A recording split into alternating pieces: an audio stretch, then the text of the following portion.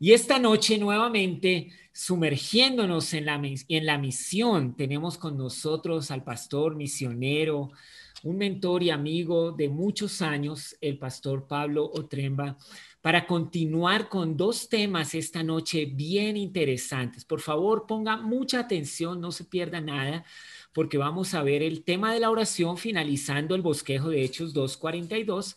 Y también, como ya lo vio en su cartilla, movidos por el temor de Dios, un tema que es muy relevante para estos tiempos que vivimos. Pastor Pablo, bienvenido una vez más y culminemos esta noche de conferencia para la gloria de Dios aprendiendo de estos temas. Gracias Arturo. Es una bendición poder estar con todos ustedes. Y bueno, seguimos con el tema de la iglesia en movimiento. Algunos posiblemente se preguntarán por qué iglesia en movimiento. Porque estudiando Apocalipsis uno ve que iglesias pueden entrar en una crisis, iglesias que en algún momento han estado moviéndose, pueden entrar en un tema de apatía o de enfriamiento, como en el caso de la iglesia de Éfeso, que fue un centro misionero donde el apóstol Pablo por 3 años estuvo entrenando gente y enviando obreros a la mies.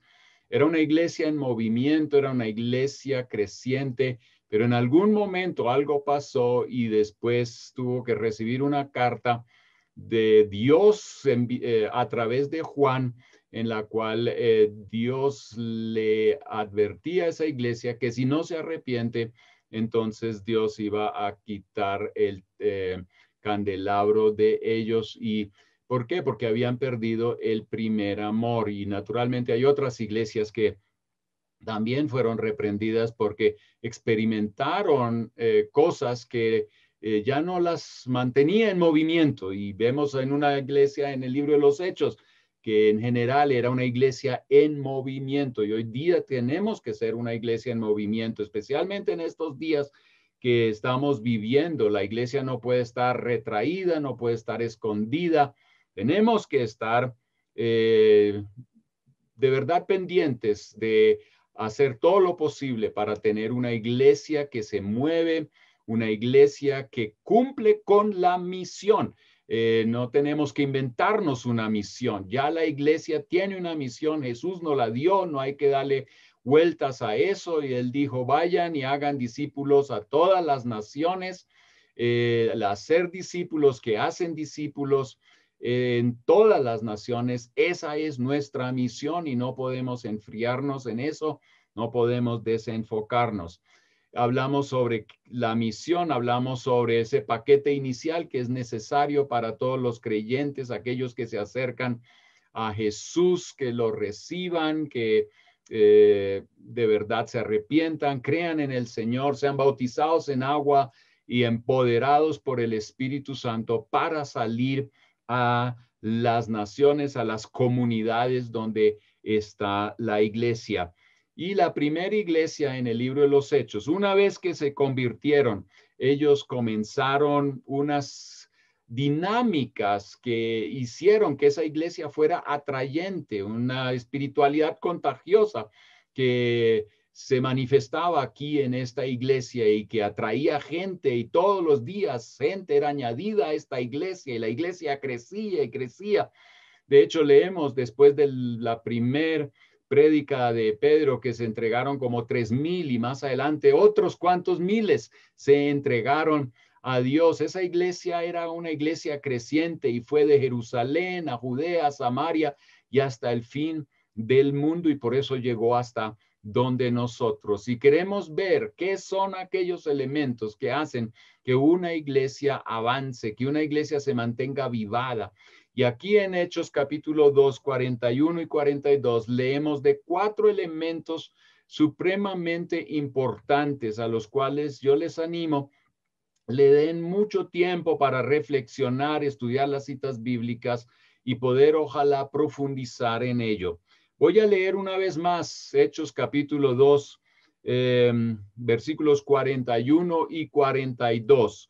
Es siempre bueno que estos versículos los leamos una y otra vez y veamos qué es lo que nos dicen. Yo estoy seguro que así como a mí me pasa, también les va a pasar a ustedes que la lectura de una cita, cuando uno la hace varias veces, de repente hay algunos acentos que uno descubre como nuevos, pero estaban ahí todo el tiempo.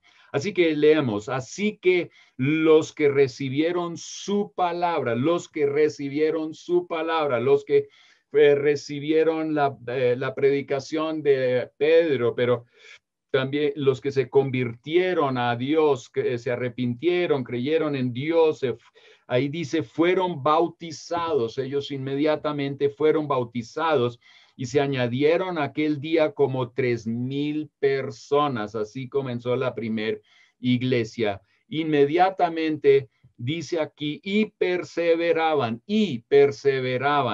se entregaron, creyeron y ahora empezaron a hacer algo, pero lo hicieron constantemente. Ellos se agarraban de esto porque esto era elemental para ese mover de Dios en esa iglesia. Y dice, y perseveraban uno en la doctrina de los apóstoles. Sobre eso hablamos, qué tan importante es que se predique hoy la palabra de Dios, que se predique bien, que hagamos una hermenéutica sana y que de verdad la palabra en todo lo que hacemos en la iglesia tenga preeminencia, porque esa es la que nos da la vida, ¿no es cierto? Y después dice que en la comunión unos con otros también perseveraban en esa dinámica de la iglesia donde todos se servían los unos a los otros.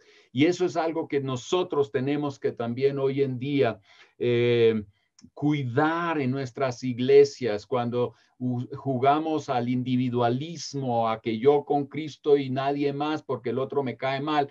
Eso no ayuda al crecimiento, ni al suyo ni al de la iglesia. Nosotros nos necesitamos, todos tenemos diferentes dones y nosotros cada cual va a aportar a esa dinámica con sus dones y así podemos todos crecer y llegar a cumplir la misión de Dios. Y hablábamos anoche acerca del partimiento del pan, de la importancia de siempre recordar que la iglesia es la iglesia de Cristo y que todo lo que ocurre en la iglesia es acerca de Él, que tenemos que adorarle, que tenemos que estar pendientes de Él, pero también apreciar que es Él el que nos ayuda a salir adelante. Él nos salvó y nos ofrece la salvación por gracia, naturalmente basada esa gracia en su muerte y resurrección. Y hoy vamos a hablar de la oración, un tema muy importante, aunque yo creo que mucho se habla de la oración.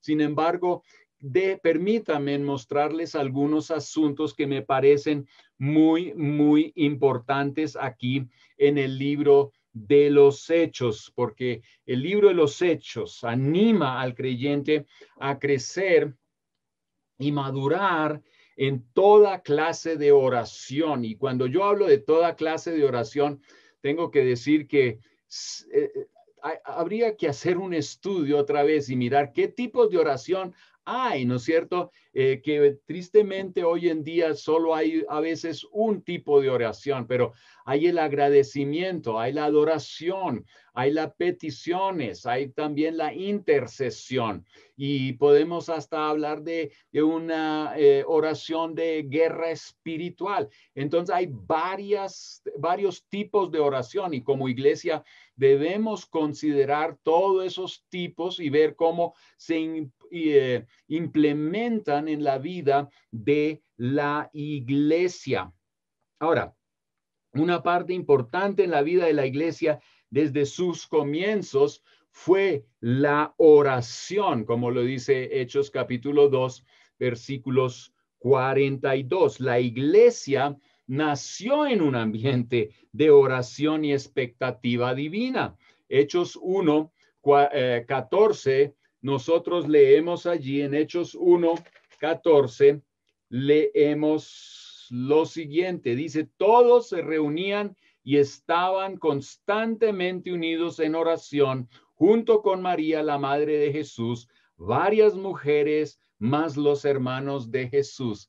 Ahí, antes de que el Espíritu Santo fuera derramado, la iglesia, los primeros creyentes o seguidores de Cristo, era gente que se reunió ¿para qué? Para orar. Ellos tuvieron mucho tiempo juntos orando, esperando el derramamiento del Espíritu Santo. Estaban esperando la promesa. Sigamos con la siguiente cita que está en Hechos 4:31. La leemos en un rato, pero recordemos que esta cita nos está hablando que en medio de la persecución de la iglesia, la oración fue un recurso de gran poder. Y fue en ese ambiente de la oración comunitaria que todos los creyentes volvieron a ser llenos del Espíritu Santo, empoderados para predicar la palabra de Dios. Y vamos a hablar en un rato más acerca de esta cita específicamente, pero es súper importante que recordemos, la iglesia está siendo perseguida muy temprano en su existencia, y los discípulos recurren a la oración, pero también tenemos que ver cómo oraron, que eso es una lección muy importante, y fue una oración no tanto de Señor, líbrame de esta persecución, de este dolor, de esta necesidad, sino que ellos oraron para que Dios les diera poder para poder seguir adelante con la misión. Y eso es lo que ocurre. Leamos, por favor, Hechos capítulo 4:31. Dice, después de esta oración, el lugar donde estaban reunidos tembló y todos fueron llenos del Espíritu Santo y predicaban con valentía la palabra de Dios. Además, nosotros vemos en Hechos capítulo 6:4 cómo los líderes estiman como muy importante que la oración para su vida y para su ministerio. Leamos Hechos capítulo 6, versículo 4.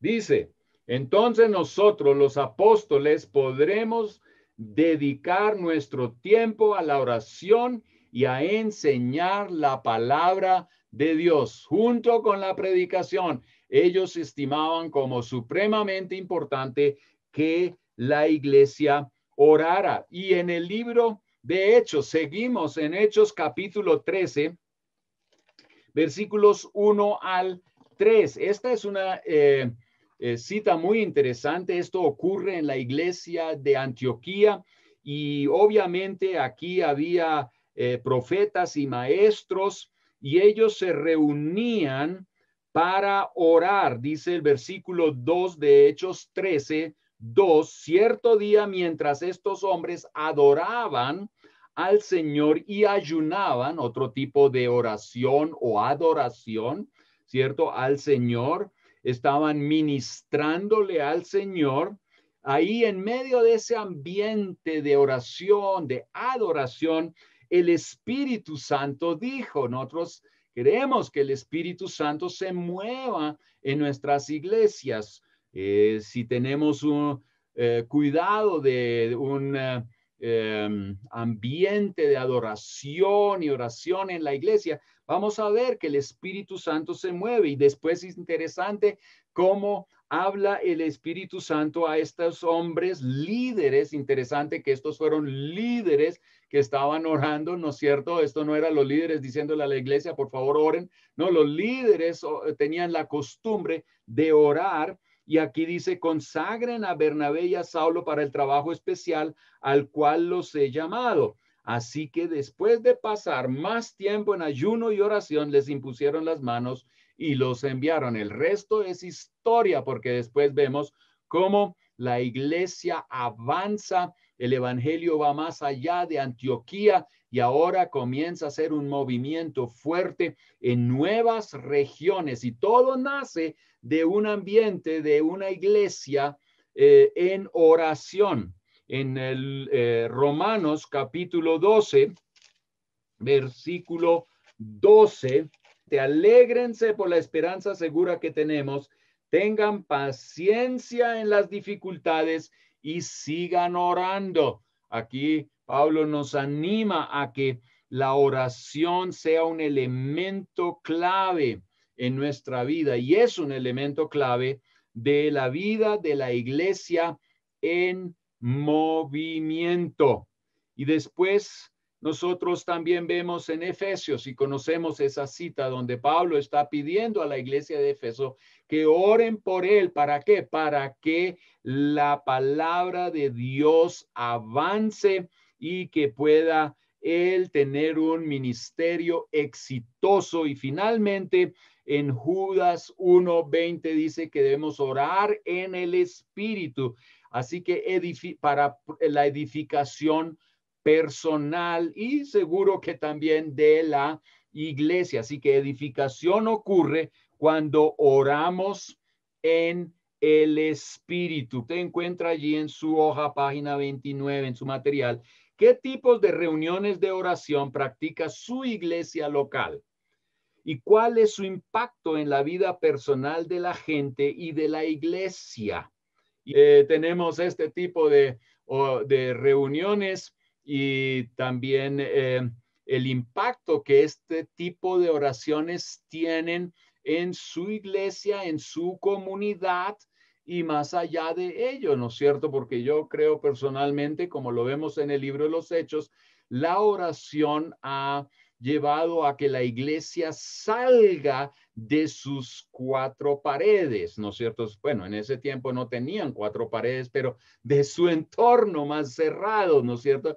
Y eran expulsados a hacer la obra de Dios en su comunidad o aún en otras comunidades.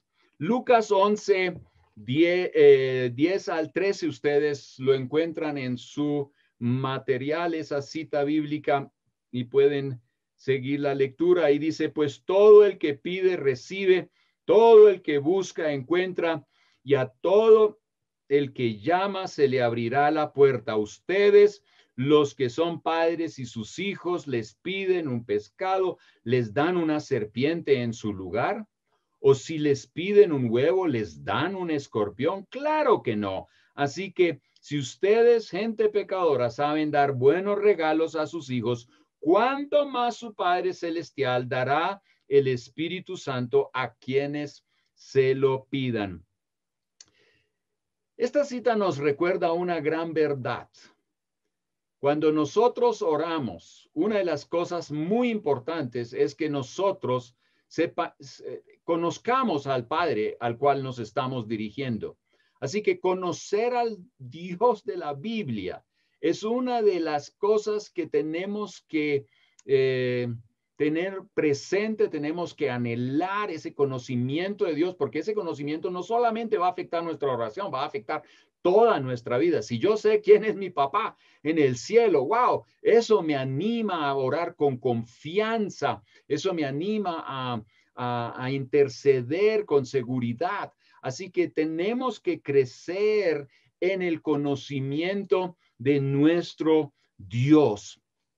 Ahora vamos a la página 30. Otra vez, este material es más amplio de lo que podemos tratar aquí, pero ustedes lo tienen para que ojalá ustedes lo estudien y esto sea de gran bendición. En la página 30 nosotros vemos que la iglesia en movimiento debe animar a los creyentes a ver la adoración como un estilo de vida.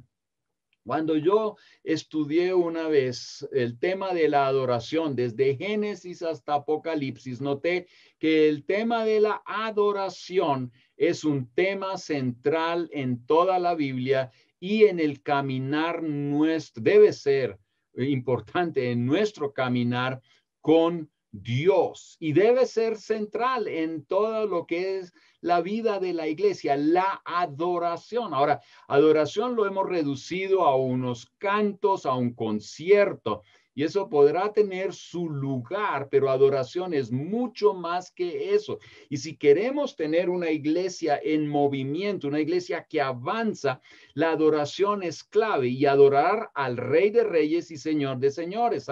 Acabamos de estudiar lo que representa la cena del Señor. Entendemos que Él tiene que ser el centro y claro, cuando entendemos que Él es el centro, hay una reacción natural y es la reacción de adorarle a Él y decir, Señor, tú eres Dios, tú eres el Rey de Reyes, tú eres el Señor, y expresar esa adoración, ese reconocimiento a Él. Ahora, ese se hace no solamente con un par de cantos, sino se hace con todo un estilo de vida. Primero, ofreciendo el cuerpo como sacrificio vivo y santo al Señor. Romanos 12, 1 al 2 dice, ofrezcan su cuerpo como un sacrificio vivo, santo y agradable al Señor. ¿Y cuál es el cuerpo? No es el sublime, ya el resucitado, es este cuerpito.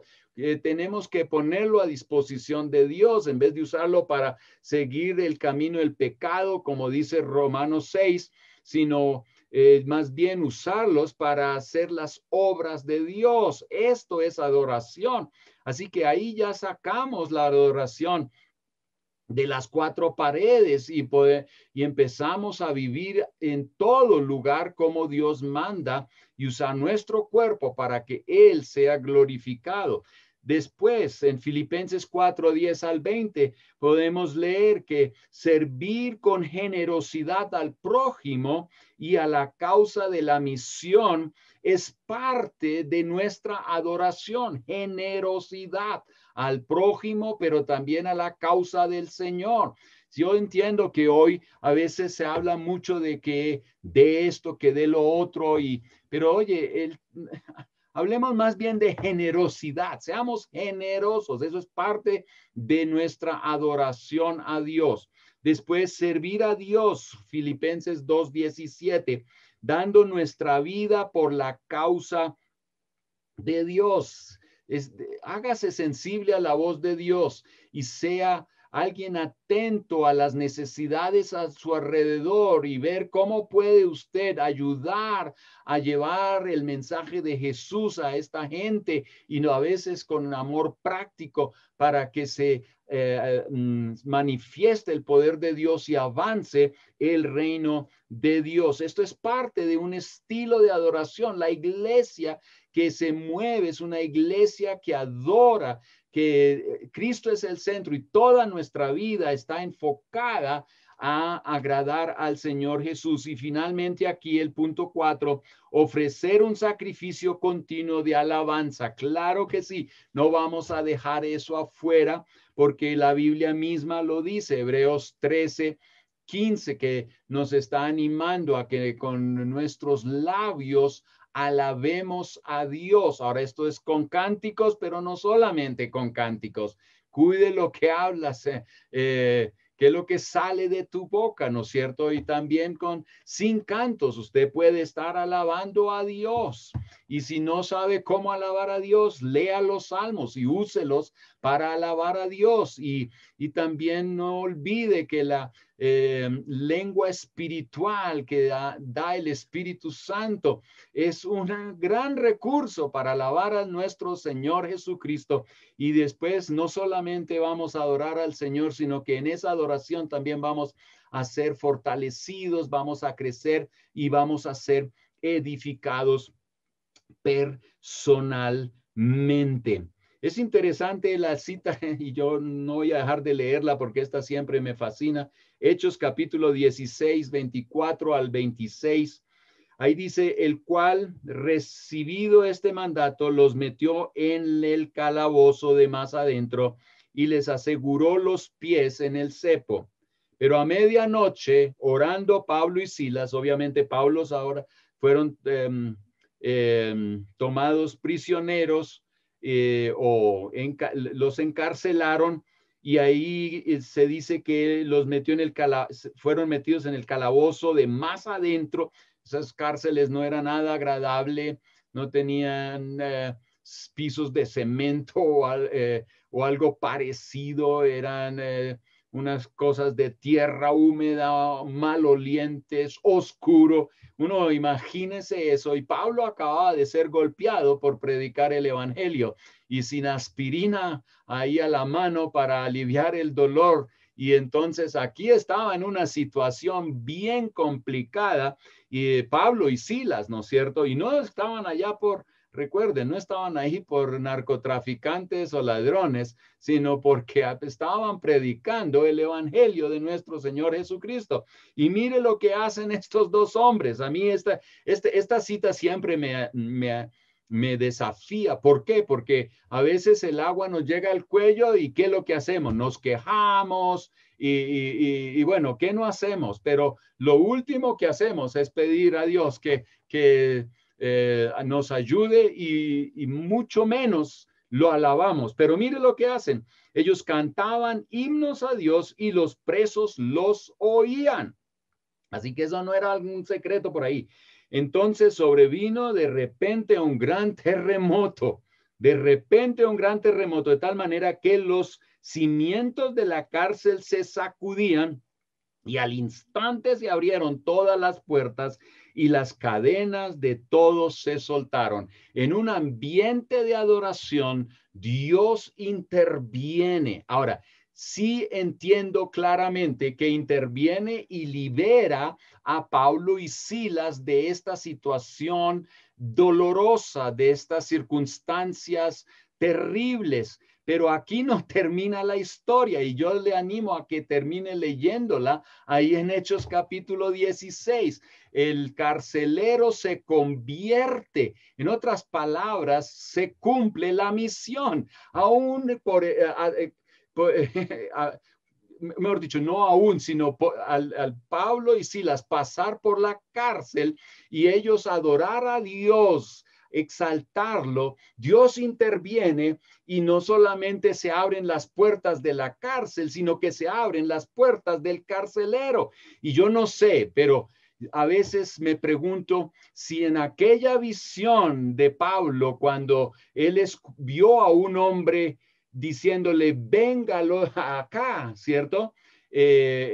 No haya sido a la larga ese hombre, ese carcelero. No sé si en ese momento vio al carcelero y dijo, este es el del sueño, ¿no es cierto? Este es el de la visión, pero ahí Dios hace cosas grandes. La oración y para el cumplimiento de la misión, para una iglesia en movimiento, supremamente importantes. Ahora tenemos que crecer en oración, tenemos que aprender en oración, a orar de manera bien y poder llegar y ver cómo la misión de verdad avanza. Ahora, orando de manera eficaz, ahí en la página 30, como para que ustedes me puedan seguir y ver dónde estamos. Muchas de nuestras oraciones parecen listas de compras. ¿No suena eso a veces, cierto? Mi abuelita, mi suegra, bueno, señor, sí esa, pero primero mi abuelita y después la suegra. No, y entonces uno tiene toda una lista, que el arriendo,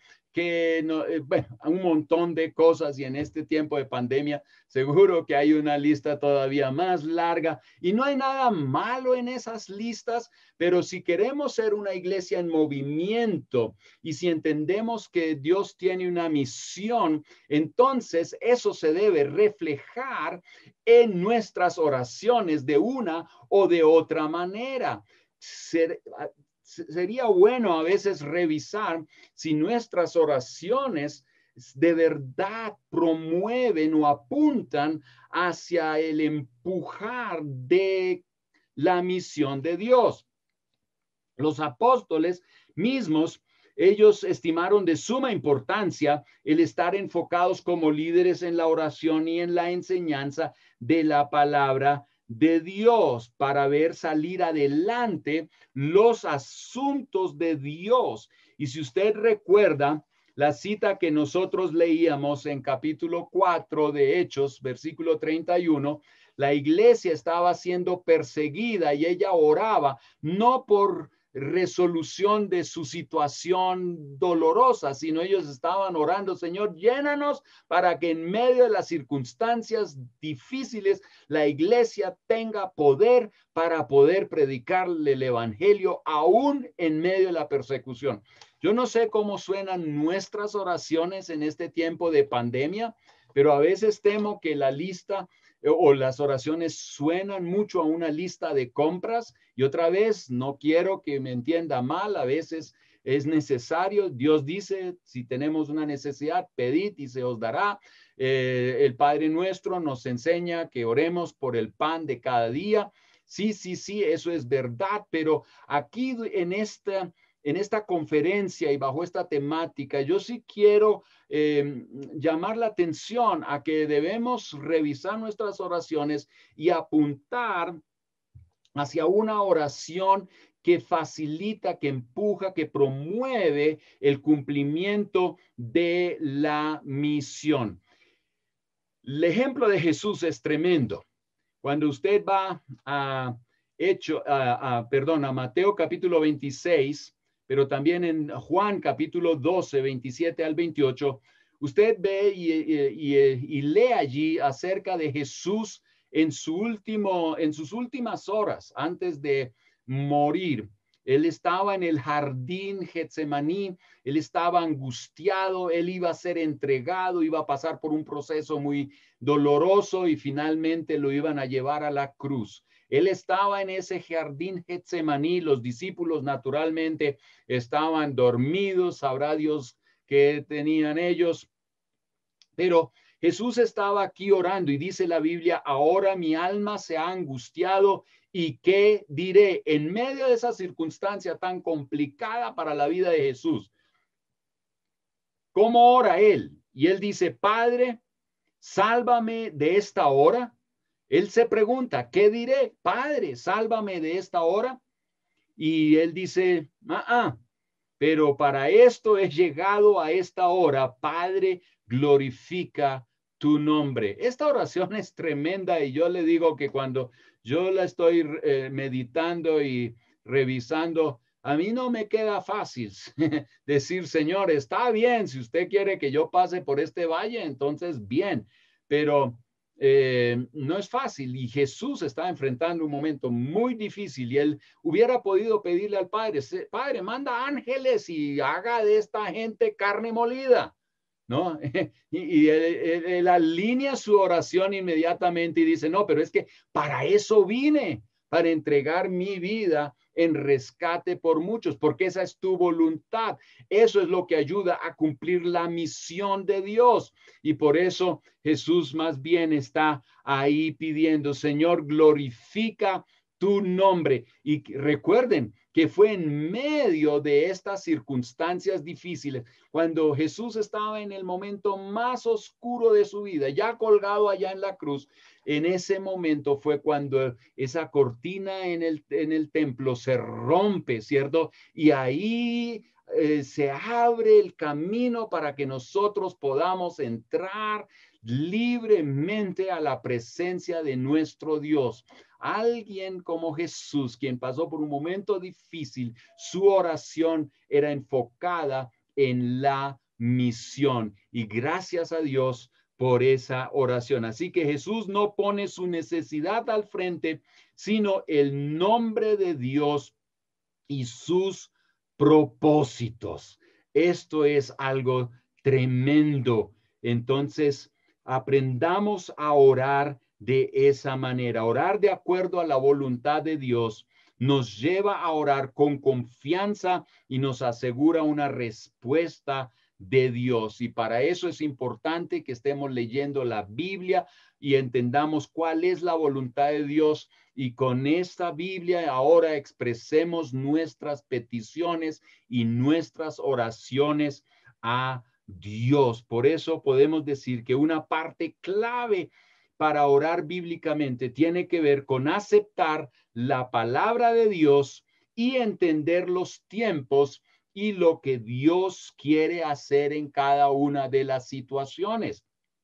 Ahora, aquí recordemos a Elías, quien Pues ustedes saben y recuerdan seguramente que él oró para que no lloviera durante varios años. Ahora, eso no fue capricho de Elías. Dijo, esta gente me está sacando las canas, ahora les voy a mostrar algo y yo voy a pedirle a Dios que mande una sequía para que se sequen y sufran ahí. No, no, no, no, no. Eso no fue un capricho. A veces nosotros oramos así. Eh, Tenemos una idea y pensamos, sería bueno que Dios haga eso, y oramos y a veces no tenemos las bases para hacer eso.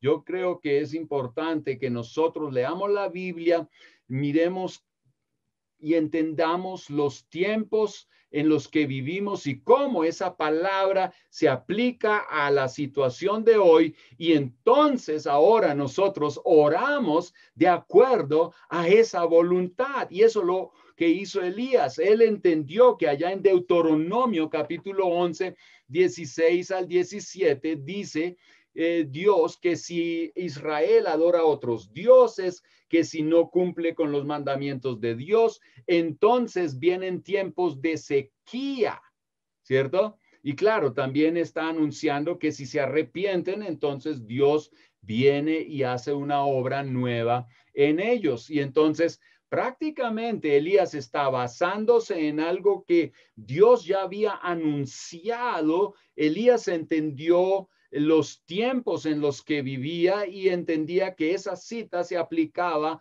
a estos tiempos y empezó a orar y pues la confirmación de Dios no se hizo esperar y entonces hubo una sequía como después también de 3,5 años llegó también de nuevo la lluvia.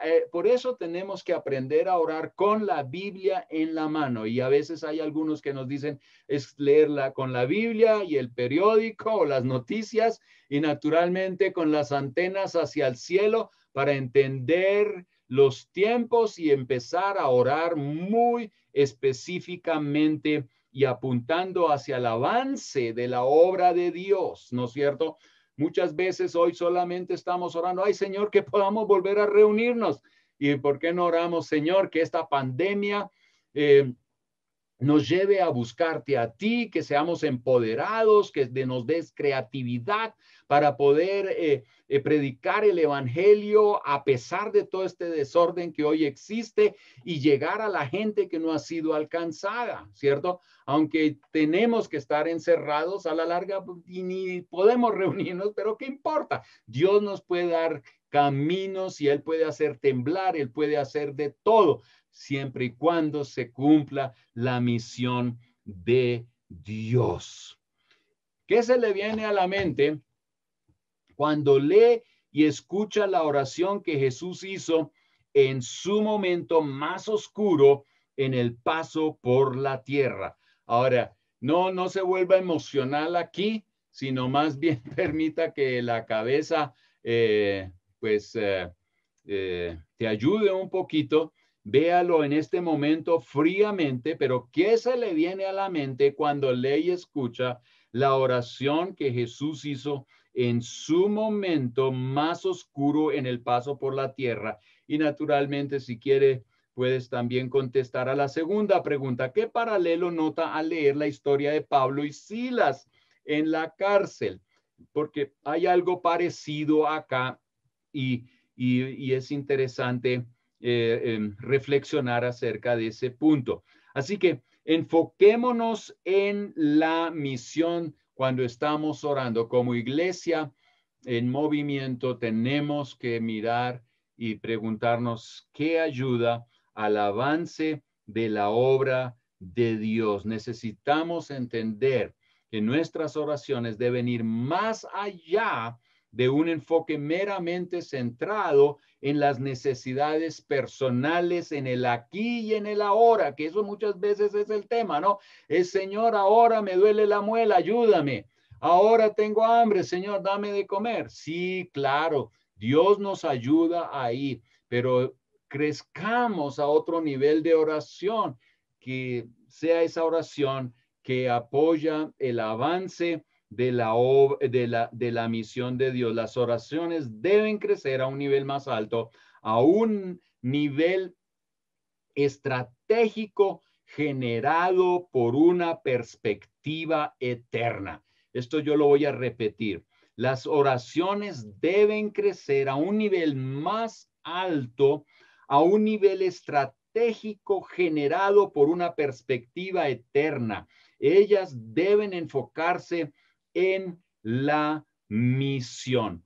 Bueno, hay mucho más que hablar, que podemos hablar acerca de la oración, pero vamos a la página 34 y para concluir con este tema de la oración, porque queremos ir al último tema y ese es otro de los temas muy importantes y con ese queremos terminar la conferencia en esta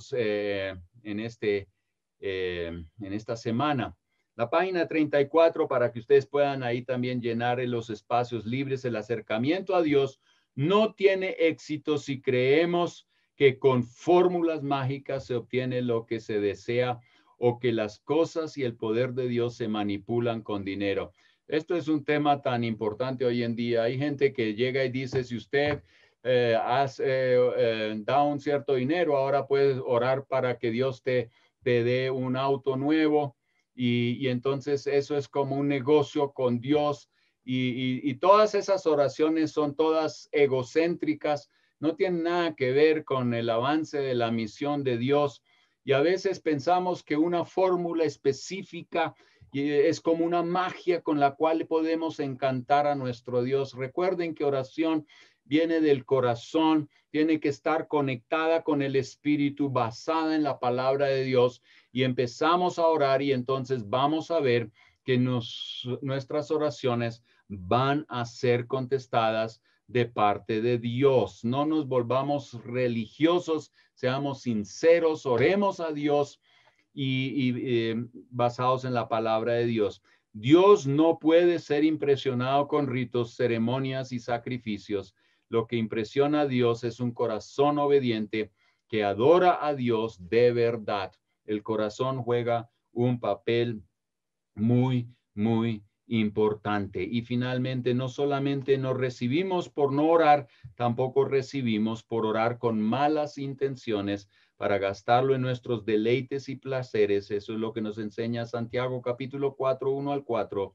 Andar con un corazón íntegro delante de Dios es fundamental para una vida de oración efectiva y para una iglesia en movimiento que cumple con la misión dada por Dios. Ahora vamos rápidamente al siguiente tema que queremos tratar en esta noche y es movidos por el temor a Dios. En Hechos capítulo 2, versículo 43, nosotros leemos, y un profundo temor reverente vino sobre todos ellos y los apóstoles realizaban muchas señales milagrosas y maravillas. Yo sé que muchos cuando leemos este versículo nos concentramos en las maravillas, en los milagros que ocurrían, pero mire, hay una base. Aquí dice que un profundo temor reverente vino sobre todos ellos y después, y los apóstoles realizaban muchas señales milagrosas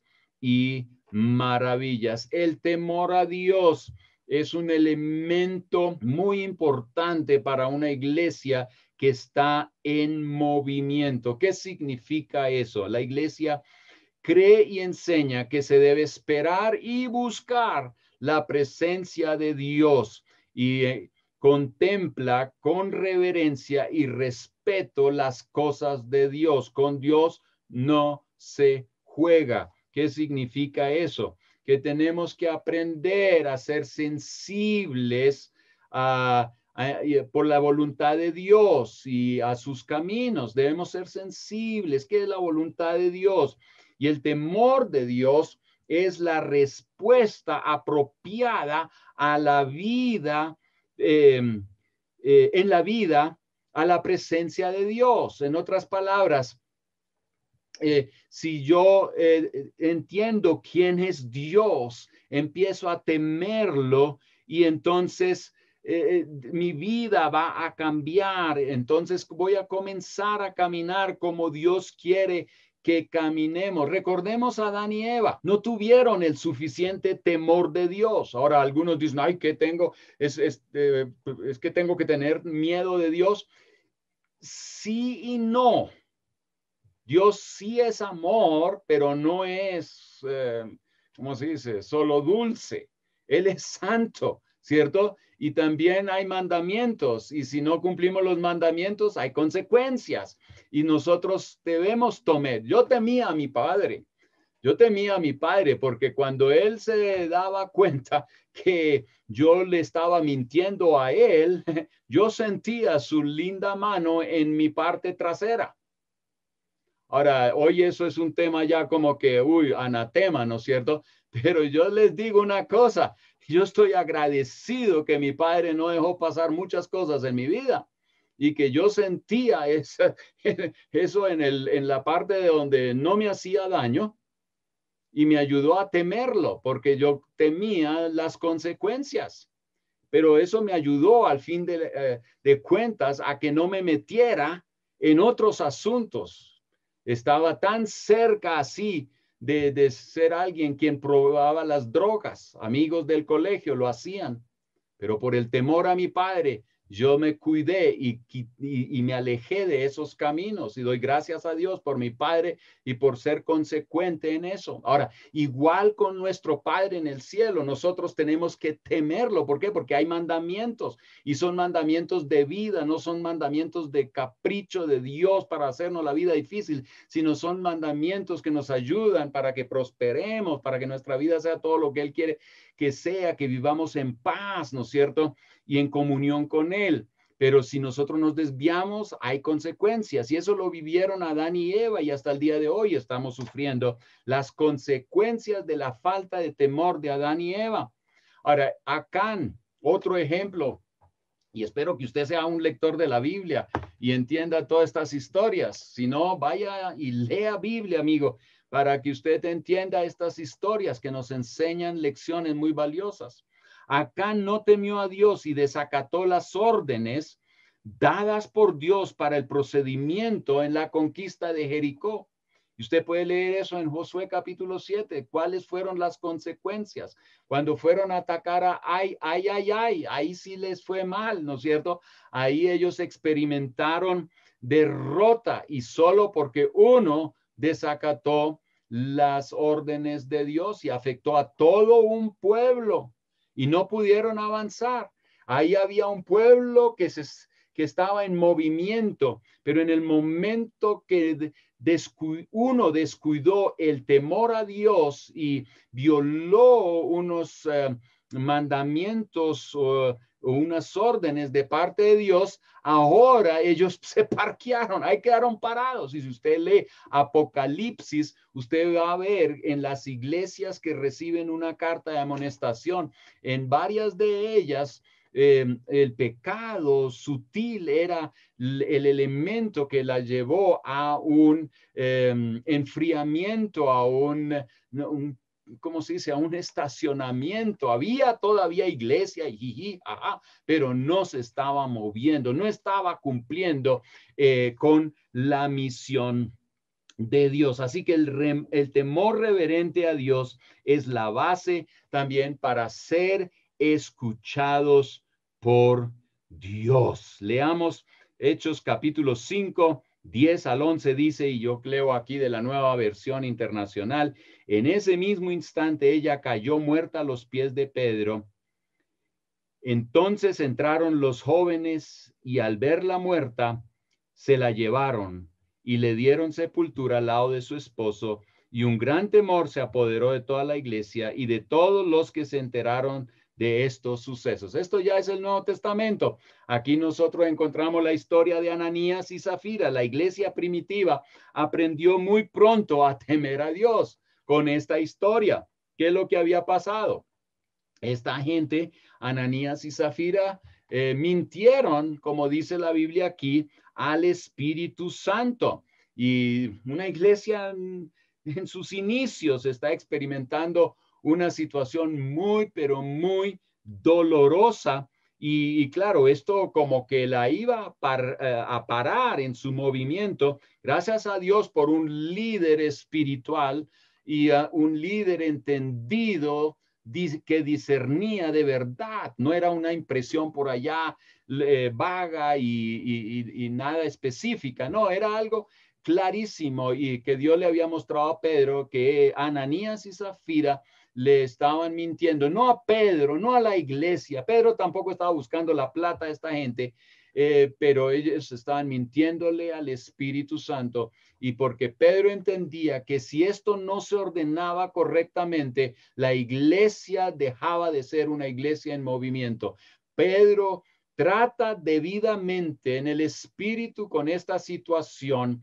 ¿Y qué es lo que pasa? Cuando un problema en una iglesia se ordena, se corrige debidamente, bíblicamente, en vez de que esto traiga división, en vez de que esto traiga mucho desorden, va a traer es más bien crecimiento a la iglesia. Y eso fue lo que ocurrió en el libro de los Hechos, cuando la iglesia fue escuchó y vio esto, dice aquí, y un gran temor se apoderó de toda la iglesia y de todos los que se enteraron de estos sucesos. Pero la iglesia también, la Biblia también dice que en medio de ese temor, Dios añadía. ¿Por qué? Porque había orden, había temor a Dios. Así que nosotros notamos que el temor a Dios en la iglesia, en la vida de la iglesia, es súper importantísima. Esta historia es como una historia paralela a la de Acán. Recuerden que Israel estaba entrando a la tierra prometida y ocurre lo de Acán. Es como que el diablo tratando de frenar el movimiento. Y aquí en la iglesia que iniciaba en el libro de los Hechos, ocurre lo de Ananías y Zafira, y es como el diablo tratando de parar el movimiento, pero se tratan estos asuntos debidamente y empieza Dios a obrar y la marcha sigue adelante. La página 37, ustedes pueden por ahí ver algunas citas adicionales. Hechos 19, 17 al 20, y eso las anoté aquí para que ustedes vean cuán importante es el temor de Dios en la vida de la iglesia en movimiento. Lo leo. Esta historia corrió velozmente por toda Éfeso, entre judíos y griegos por igual. Un temor solemne descendió sobre la ciudad, y el nombre del Señor Jesús fue honrado en gran manera. Muchos de los que llegaron a ser creyentes confesaron sus prácticas pecaminosas. Había temor, había temor a Dios, y la gente respondía y quería poner orden en su vida. Y aleluya, esto llevaba a más crecimiento en la iglesia. Hechos 9:31 dice: la iglesia entonces tuvo paz por toda Judea, Galilea y Samaria, se fortalecía y los creyentes vivían en el temor del Señor. Y póngale cuidado, y con la ayuda del Espíritu Santo también creció en números. No sé, a veces nosotros hoy buscamos un montón de trucos para hacer crecer la iglesia. ¿Qué tal si nosotros buscamos maneras de promover el temor de Dios y ver cómo este es un motor para hacer crecer también la iglesia en números? Así que vemos aquí que los números no se anteceden al temor a Dios. Primero viene el temor a Dios y ahí vienen los números. ¿Ok? La calidad es importante y esa va a crear los números. Muchas veces estamos tan enfocados en los números y no tanto en la calidad, y después todo se derrumba y nosotros pensamos: ¿y qué pasó acá? Bueno, chicos, se armó la casa al revés. Eso no puede ser así. Entonces, aquí la Biblia muy claramente nos dice que el temor de Dios es importante y está basado en un correcto entendimiento de quién es Dios. Yo creo que una de las razones por qué a nosotros nos falta temor es porque no sabemos quién es Dios. Y yo le animo a usted, pastor, por favor, predique la Biblia, predique la palabra de Dios. Ayude a entender quién es Dios, porque cuando entendemos quién es Dios, entonces la gente va a empezar a temer a Dios. Y ese no es un temor insano, es un temor reverente, es un temor que ayuda a tomar decisiones correctas. Sigamos en la página 38. Ahí dice: el concepto del temor de Dios lo encontramos tanto en el Antiguo como en el Nuevo Testamento, y ustedes seguramente se han dado cuenta que eso es así, y constantemente somos exhortados ¿a qué? A temer a Dios. Tenemos que temer a Dios, así igual como se nos exhorta a perseverar en la sana doctrina, en el partimiento del pan, en la comunión los unos con los otros, en la oración. También tenemos que perseverar en el temor a Dios. Eso tiene que ser un elemento clave aquí. Jesús enseñó el concepto del temor a Dios. Ahora, como el tiempo avanza y es muy importante que entendamos mucho más de lo que es el temor de Dios, tenemos que ir allí donde ustedes en su material encuentran el título ¿En qué consiste el temor a Dios? Y hay dos citas importantes en la Biblia que nos ayudan a entender qué es el temor a Dios. No es una cosa ahí toda rara, mágica, mística, y yo temo a Dios. Tampoco es declaro que temo a Dios. No, no, no, pare ahí. Ok, veamos las citas bíblicas que hablan de lo que es el temor de Dios. Y así como igual con la adoración, que a veces pensamos que la adoración es solo unos cánticos y que es parte de todo, pero es más que eso. Yo creo que ahí nosotros vemos que es un estilo de vida, igual con el temor de Dios. Sí, es un sentimiento en cierta manera, pero tiene unos elementos muy claves y esenciales. Miremos las dos citas. La primera está en Salmo 34, versículos 11 al 14.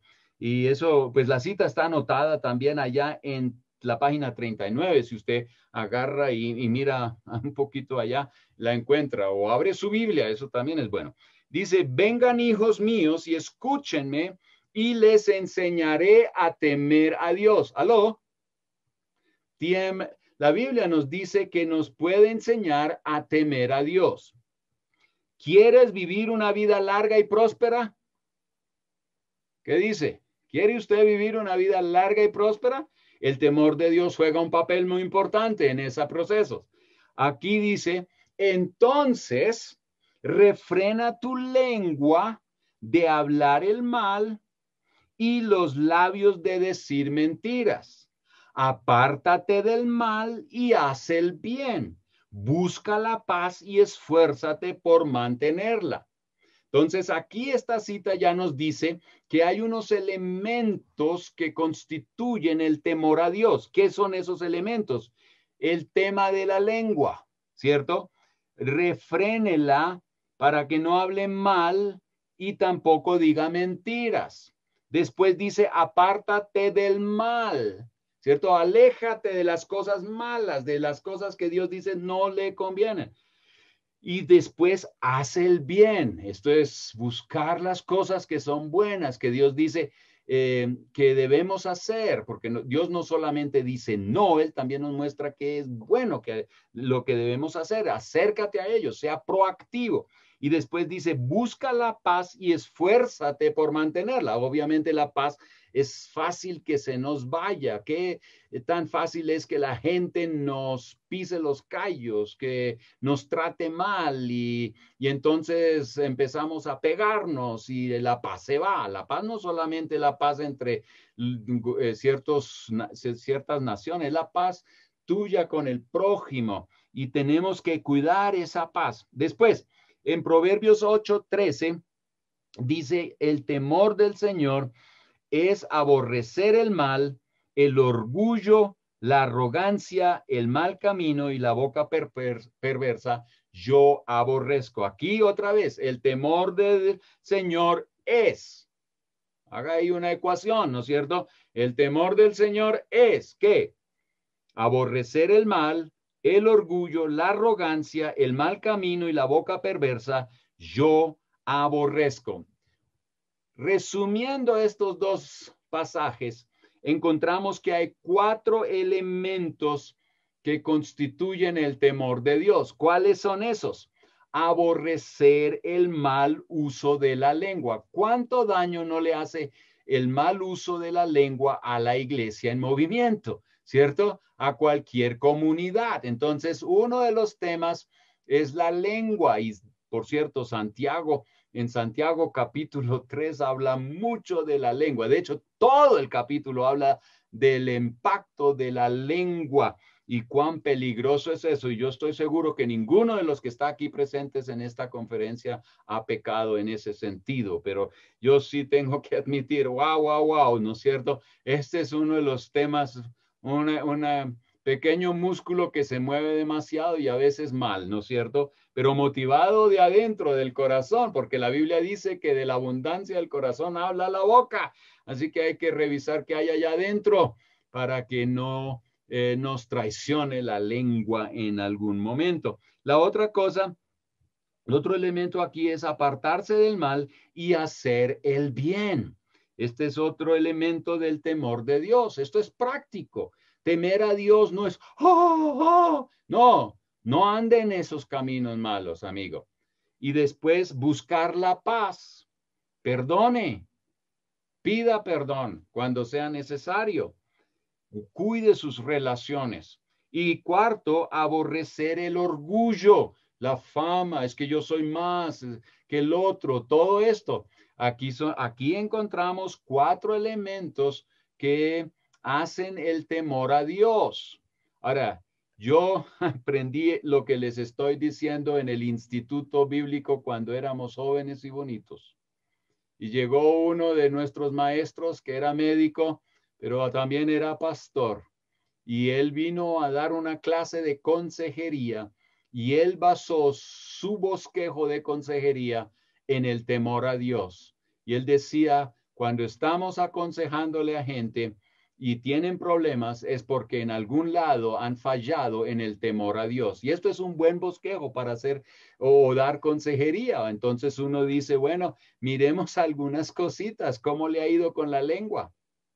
Has hablado cosas terribles y por eso estás en pelea con tu papá y tu mamá o con no sé quién. Has dicho mentiras o has exagerado. ¿Cómo has usado tu lengua? La otra es, estás metido en lo que no debes meterte, ¿no es cierto? Estás aborreciendo el mal o estás haciendo algunas alianzas con algunos pecados, ¿no es cierto? Violando los mandamientos.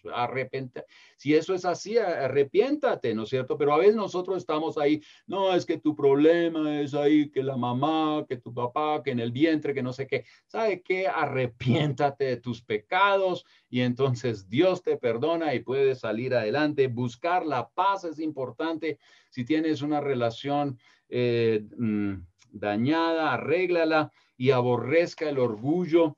Deje eso de que eres más grande que otros. Humíllate, sirva, lave los pies, así como Jesús nos lo enseñó. Ahora, el temor de Dios consiste exactamente en lo opuesto del carácter del diablo. Si usted ve esto en la página 39, ahí encuentra usted, y las citas lo corroboran, que el diablo es el acusador y calumniador. ¿Cuál es el arma principal del diablo? Las palabras, ¿cierto? Y calumnia y acusa. El otro es él es el malo y busca hacer daño. Así que si usted no teme a Dios, usted es coequipero con el diablo, ¿cierto? O mano extendida del diablo. Yo no sé cómo decirlo. Él es el orgulloso. Él es el diablo, el que divide. Él no trae paz, él trae siempre división. Así que esto nos lleva a ver que la integridad es importante para la vida personal, pero también para la vida de una iglesia, de una comunidad. No solamente vivimos íntegros como personas, sino también tenemos que aprender a vivir en integridad como una comunidad, porque podemos pecar como comunidad. Y ahí Dios también va a intervenir y va a frenar lo que se está haciendo o lo que debe estar haciendo la iglesia. Jesús vivió una vida marcada por la integridad. Esto lo sabemos. De hecho, Pilatos no encontró nada para poder acusarlo legítimamente. ¿Por qué? Porque no había nada nada con lo que hubiera fallado Jesús. Él era el humilde, él trajo paz, ¿cierto? Él no buscó la maldad, él siempre hizo el bien. Sus palabras eran de vida y no de muerte. Entonces, súper importante que nosotros recordemos que cuando somos gente que teme a Dios, estamos siguiendo las pisadas de nuestro Señor Jesús. La integridad es parte esencial de la iglesia en movimiento y provee las bases para que nosotros seamos creíbles y que la gente nos preste atención como iglesia. Donde en una iglesia hay chismes, donde en la iglesia, cuando la iglesia está manchada por asuntos de falta de integridad, la gente a nuestro alrededor se da cuenta y dice, con ellos no queremos nada que ver, no nos acercaremos a ellos porque falta integridad. Dios honra una vida de integridad y esto provee pues para que seamos creíbles. Y déjenme decirles una cosa, yo en mi corta vida he visto que algunos han sido sacados del ministerio, pero no han sido sacados por por ser malos predicadores o por ser malos administradores, aunque todo esto, es bueno que lo hagamos bien, pero si la gente ha sido destituida por falta de integridad. Así que mantener una conciencia limpia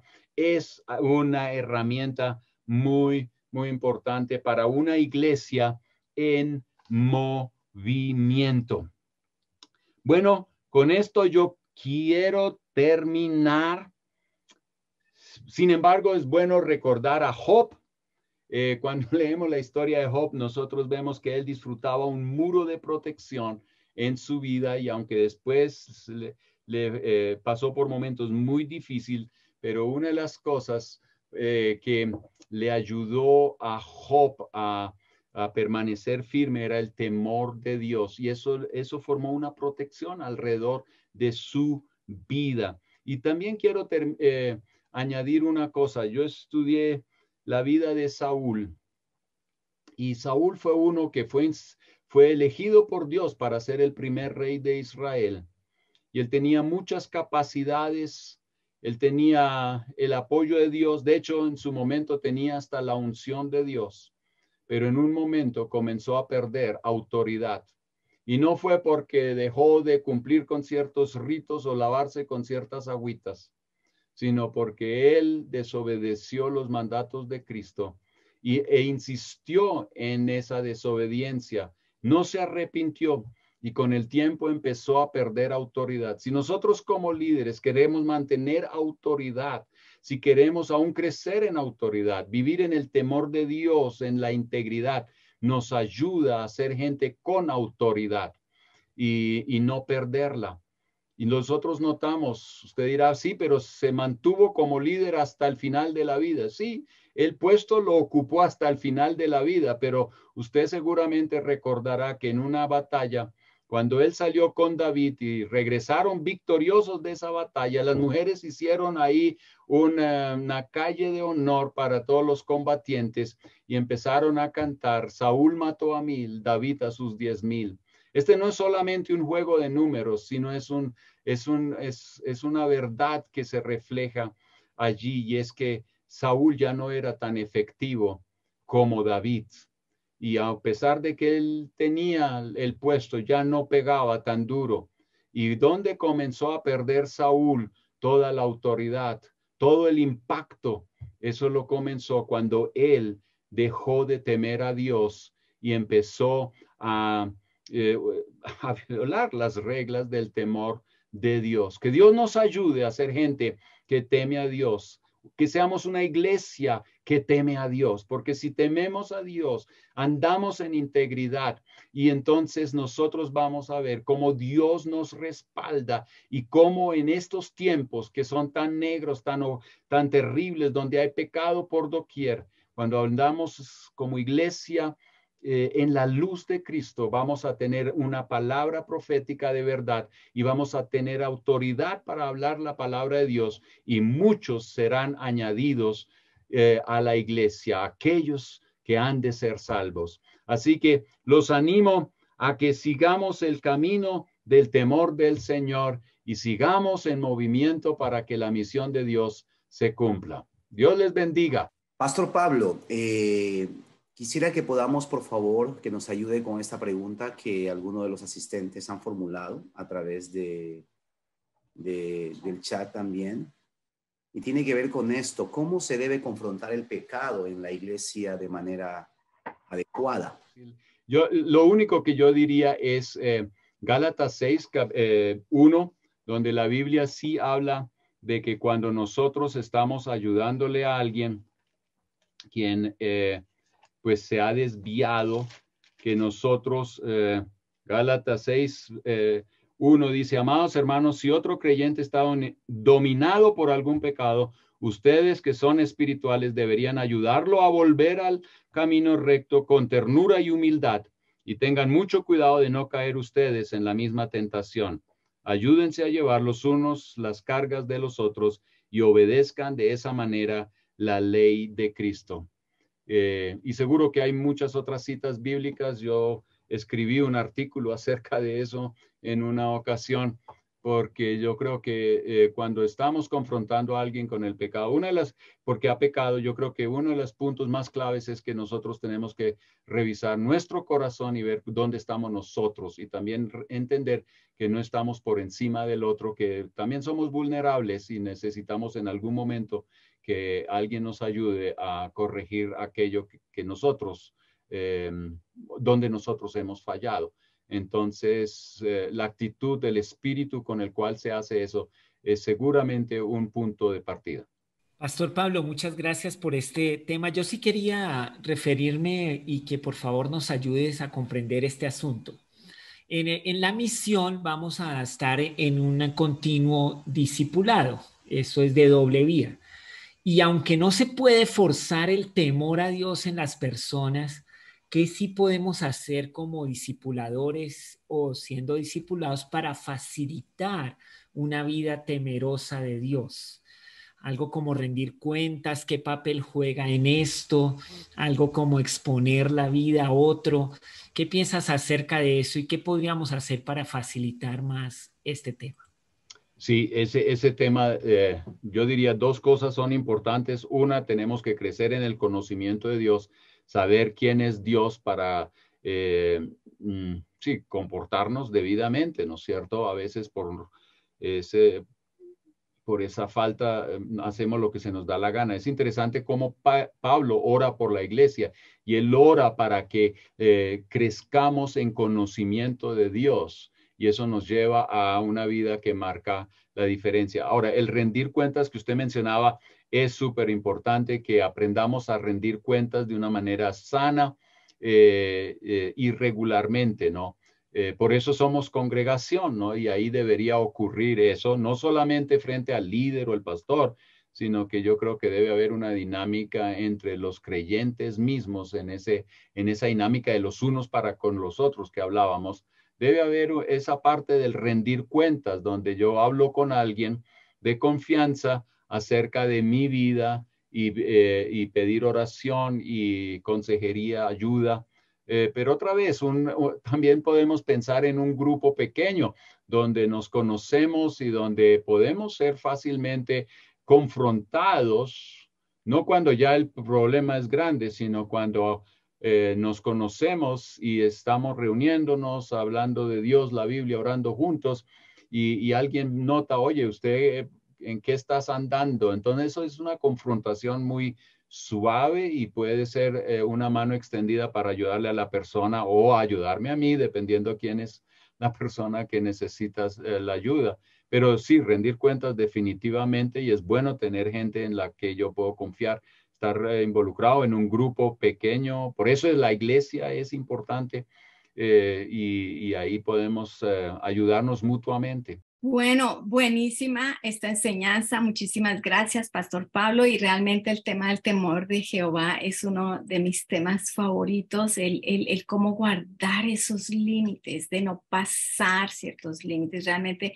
el temor de Jehová es la sabiduría de no pasar límites, de encontrar nuestros propios límites de acuerdo a la palabra de Dios. Y eso es poderoso. Y uno de los versículos que me gusta está en Isaías 11, donde habla que el Espíritu de Dios, que Dios nos dé espíritu de Jehová, de sabiduría, de discernimiento, que no tomemos decisiones por lo que ven nuestros ojos ni lo que nuestros oídos oyen, sino por espíritu de temor de Jehová.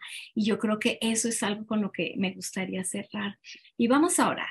Padre, gracias por esta conferencia, gracias por este tiempo, Señor, por este cierre tan poderoso. Y yo pido por cada estudiante, por cada oyente, que tú seas ayudándonos a crecer en espíritu de temor de Jehová, en espíritu de sabiduría, que guardemos tu palabra, que seamos fervientes en espíritu, Señor. En el nombre de Cristo Jesús, que podamos nadar sumergidos en la misión que tú tienes para nosotros, apegados a tu palabra, apegados a tu espíritu, apegados a tu poder y en tu presencia todos los días de nuestras vidas. Te lo pedimos, Señor, y te damos las gracias en el nombre de Jesús. Amén y amén. Entonces, que el Señor les bendiga, y les recordamos, si estas enseñanzas son de bendición, póngale un me gusta, un like, y compártalas, recompártalas con la mayor cantidad de personas que usted pueda compartirlas, y hagamos que la tierra se llene de la palabra de Dios y de estos temas tan poderosos para hoy en día. En el nombre de Jesús, que Dios los bendiga, y gracias, Pastor Pablo, gracias, Pastor Arturo, gracias, Pastor Félix, por todos sus aportes. Bendiciones a todos.